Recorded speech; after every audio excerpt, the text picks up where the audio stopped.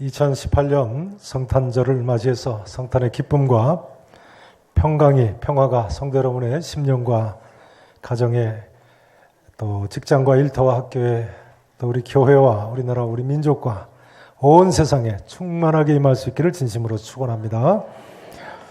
지난주일 말씀드렸습니다만 하나님께서는 구약 성경에 미리 약속하신 대로 지금으로부터 2000년 전에 메시아 그리스도 즉 구세주를 이 땅에 보내셨습니다.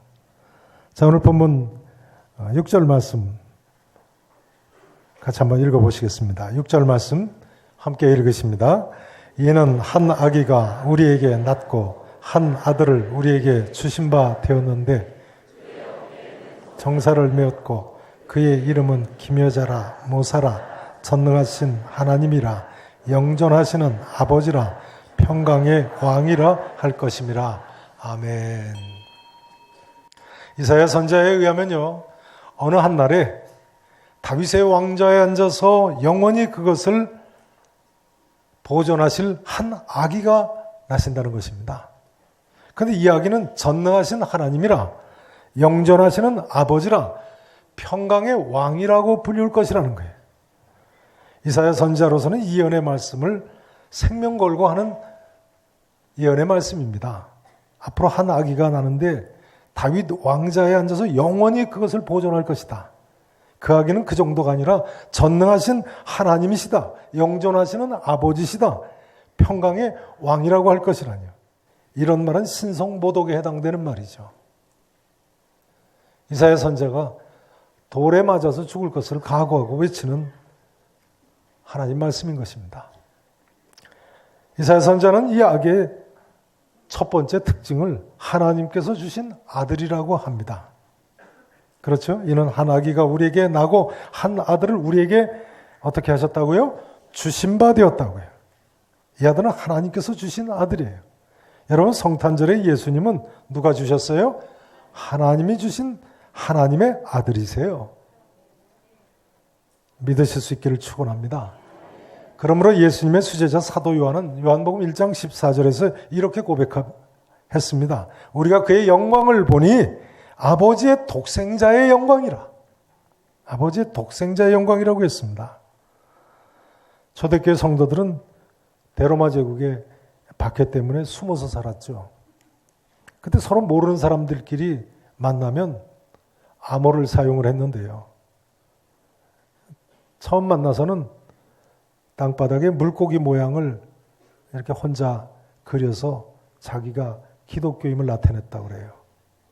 그러면 다른 사람이 또 자기도 땅에 물고기 모양을 이렇게 그리면 서로 숨어서 사는 기독교인이라는 사실을 이제 알게 되는 거죠. 뭐 물고기 땅에 그렸다고 해서 잡아가지는 않을 테니까요. 왜 그렇게 했느냐면요. 헬라어로 물고기가 익투스라고 하는데요. 이 익투스는 예수 그리스도 하나님의 아들 구세주라는 이 5단어의 첫 글자를 따면 익투스, 물고기라는 뜻이 됐기 때문에 물고기로 암호를 정한 것입니다. 예수 그리스도 하나님의 아들 구세주, 이 5단어의 첫 글자를 따면 익투스가 됩니다. 또 한편으로는 물고기가 물이 맑은 상류로 거슬러 올라갔기 때문에 성도들의 깨끗한 삶, 거룩한 삶을 상징해서 그렇게 했다는 이야기도 있습니다.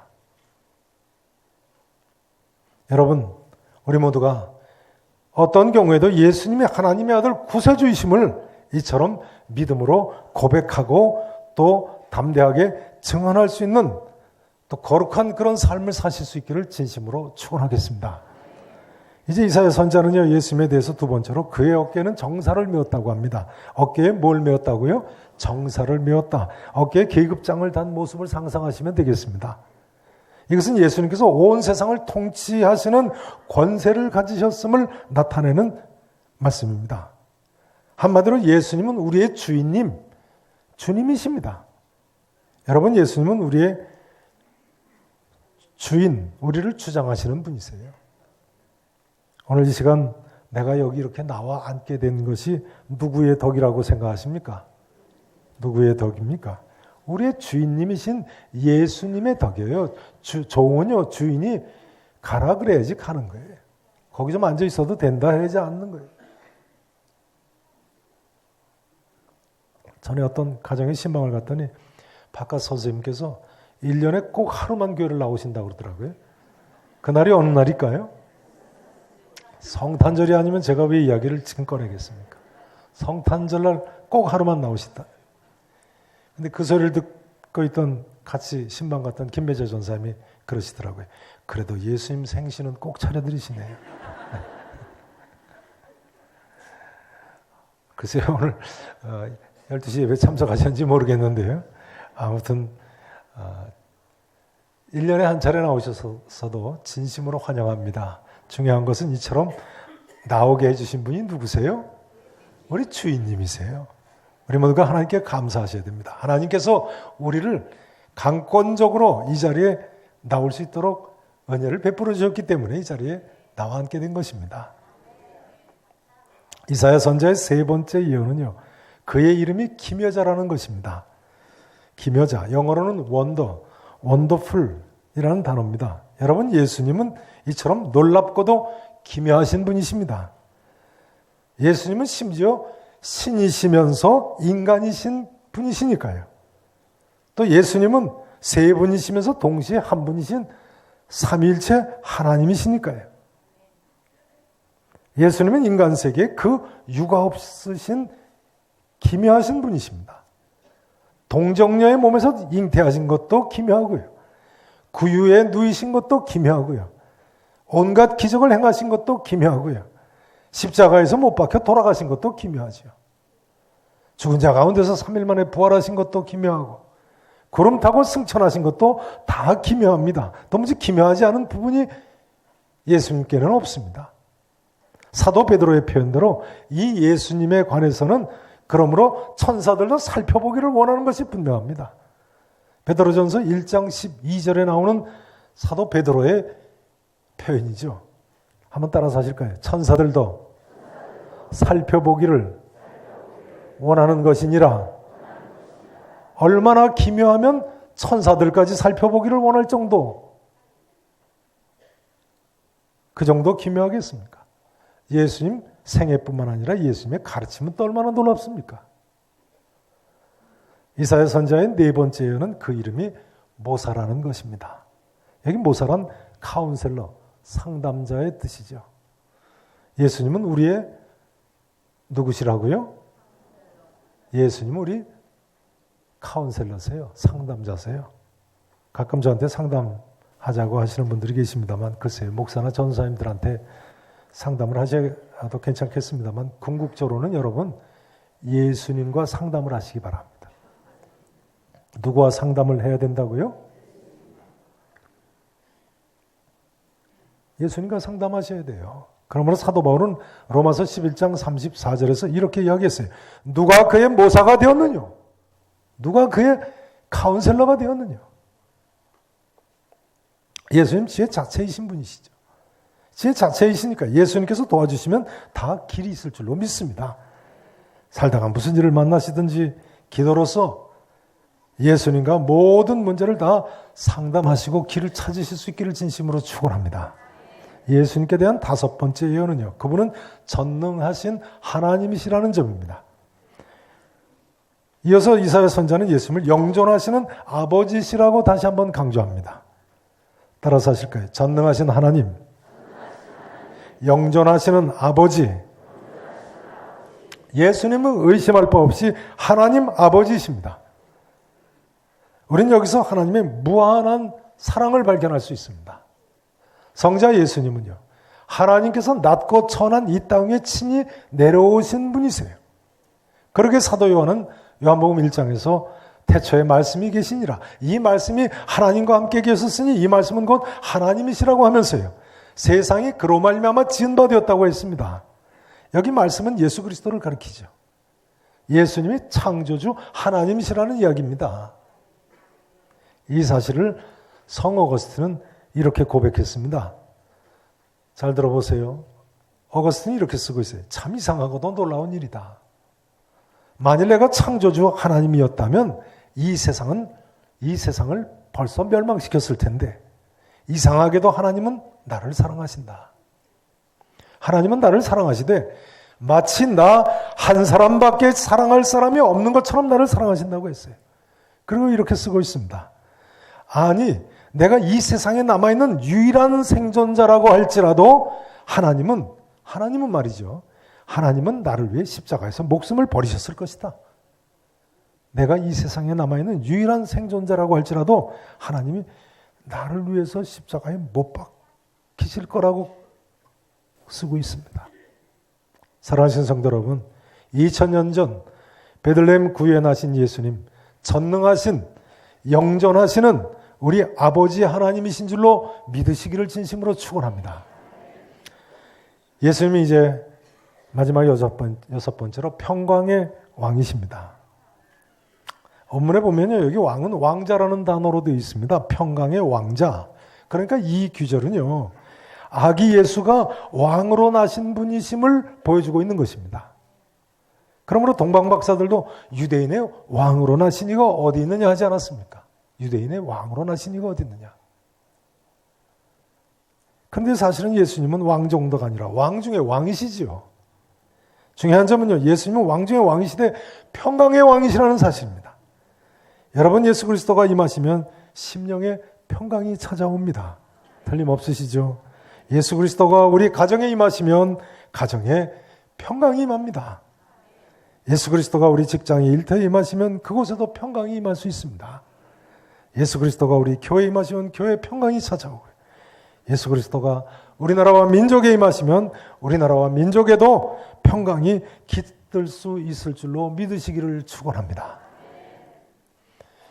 본래 유대인들은 약소국가로 외국의 침략을 많이 받아서 그런지요, 항상 인사가 샬롬, 샬롬, 평안하시기라고 인사를 했습니다. 뭐 우리나라도 마찬가지죠. 안녕하십니까. 심지어 우리나라는 외국 침략을 또 이스라엘처럼 많이 받은 나라서 그렇다고 밤사이에 안녕하셨습니까? 이렇게도 인사하지 않습니까? 밤사이에 무슨 일을 당할지도 모르는 그런 상황이었던 것 같습니다. 그런데 이사야 선지자는 이토록 모든 사람들이 소원하는 평강이 예수 그리스도가 임하셔야만 가능하다는 것입니다. 성도 여러분, 이처럼 모든 사람이 필요한 아기 예수가 이 땅에 2000년 전에 태어나셨습니다. 베들레헴 인근의 목자들의 증언에 의하면요, 허다한 천군 천사가 나타나서 지극히 높은 곳에서는 하나님께 영광이요, 땅에서는 기뻐하심을 입은 사람들 중에 평화라고 했다는 것입니다. 틀림없습니다. 예수 그리스도는 평강의 대왕이십니다. 그분이 없는 곳에는 영원한 평강이란 없는 것입니다. 종교개혁자 마틴 루터는 본래 구교의 신부였었죠.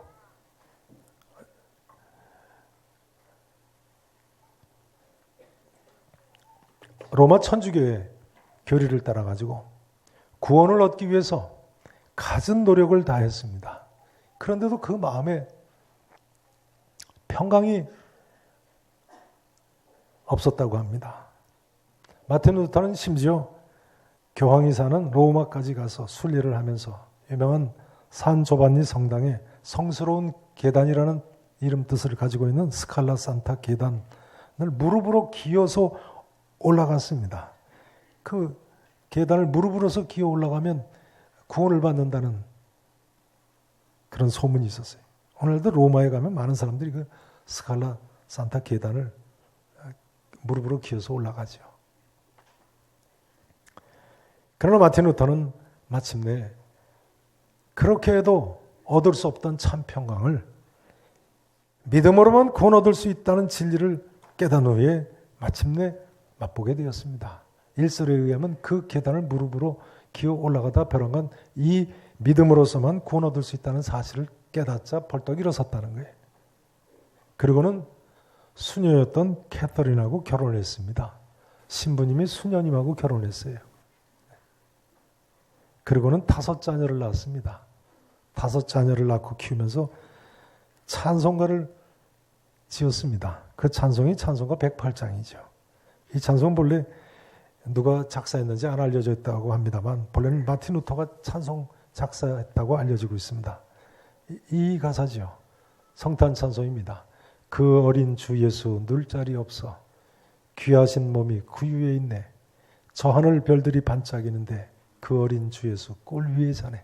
3절이 이렇습니다.